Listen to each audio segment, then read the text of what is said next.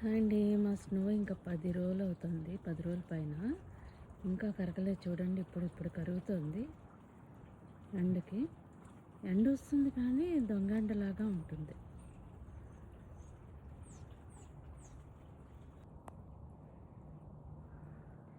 ఈ ఈ వెనక్కి వచ్చిన తర్వాత ఇక్కడ కరుగుతుంది ఎండకి స్నో అనేది.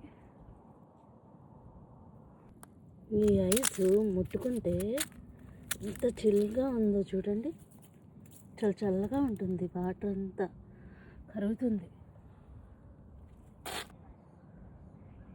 ఇక్కడున్న ఐసు కరిగి ఇలా వాటర్లాగా వస్తుంది చూడండి. ఈ ఎండకి కరుగుతుంది. ఈ స్నో అంతా స్కిడ్ అవుతుంది. ఇప్పుడు కార్లన్నీ మనం వెళ్తూ ఉంటే స్కిడ్ అయిపోతాయి అన్నమాట.